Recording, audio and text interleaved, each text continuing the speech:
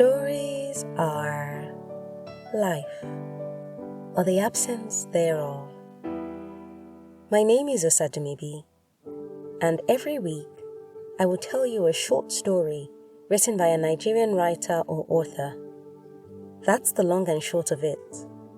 So without much ado, this week's story is by Nnamdi Wabara, and it's titled, Let the Dead Bury the Dead.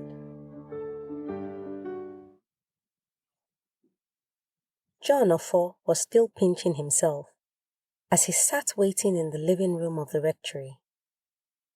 His arrival had been announced by the steward, and so the parish priest would materialize any minute. John had travelled down to his hometown of Iswafia from the northern city of Kano, where he lived and worked. He came to officially notify the kinsmen, elders, parish, women's union, and all manner of sundry groups of the death of his 85-year-old mother. John was barely 7 years old when he lost his father and had little knowledge of what went into a befitting Christian burial. He rarely visited when distant uncles passed and remained blissfully unaware of the various accompanying rites and traditions until now. First was the task of getting the parish priest's consent to announce a date for the funeral. It had to tally with the parish's programs, and this was only given after obtaining clearance. John had come with Mama's tithe card, which only had the last month she had been away visiting in Kano in arrears. The priest, though, had upon his belated entry sent for a voluminous register and was now checking page by page. So far, outstanding pledges towards the new transformer, new robes for the female choir, re-roofing the main church, purchase of a new lawnmower, support for the outgoing Monsignor's farewell party had all been unearthed. John was dazed. He had yet to meet with the Umuada or the Ikunne. Each of these female groups was demanding a live cow before attending the burial in official capacity. The church choir had indicated that a bag of foreign parboiled rice and a carton of soft drinks would do for them. His car boot still harbored 2 cartons of schnapps drink for the Umunna, an initial offering as he sought an audience with them to officially break the news of Mama's passing. But they already knew and had taken delivery of the special cap to be adorned for the occasion.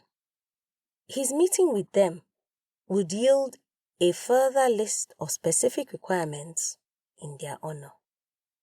No group thus far had volunteered to help defray any cost or execute any service.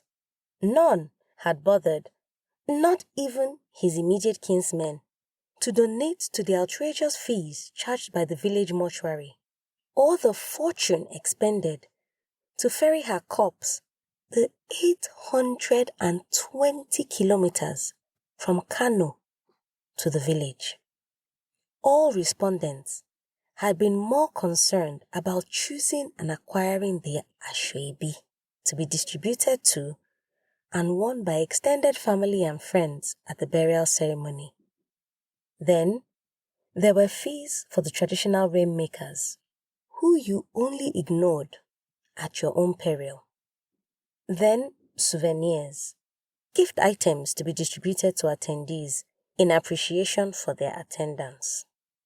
Hiring of chairs and canopies. Entertainment of guests. Provision of private security for guests and corpse.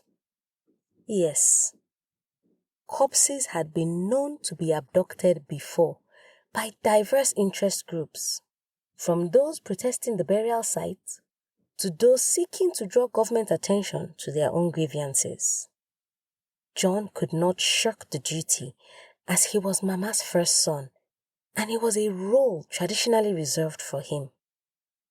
In Kano, the departed were mostly buried with minimal fanfare on the same day, in accordance with Islamic laws. John resolved to start a campaign on social media upon his return to Kano to seek a change to these southern customs.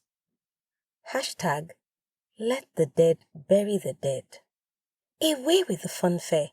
After all, death was for the spirit, not for the living.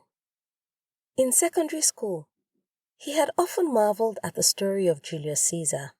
It had been his favorite literature text.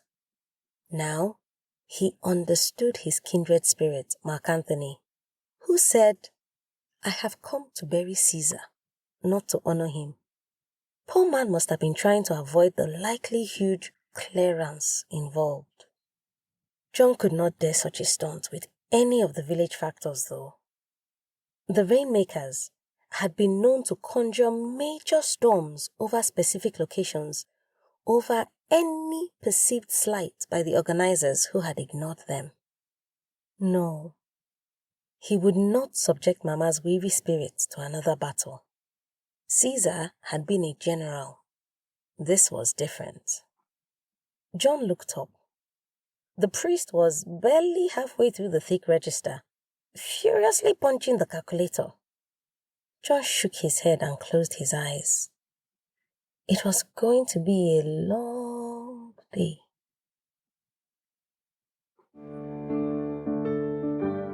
Nnamdi Wabara is a project manager based in Nigeria. He writes poems and short fiction. He has published a collection of poems, Broken Echoes, as well as a collection of short stories, Her Husband, Her Wife. He has contributed to an online journal, Africa in View. You can read more of his work on his blog, newerthoughts.blogspot.com. Details will be in the description of today's episode. And you can connect with him on Twitter at Nnamdi_EW. If you've got a story you would like to be featured on this podcast, or a published book you want to make into an audiobook, send me a DM on Facebook or Instagram at Osadimibi. I look forward to collaborating with you. And if you've enjoyed this week's episode, tell a friend that stories are a good escape for a few minutes each week.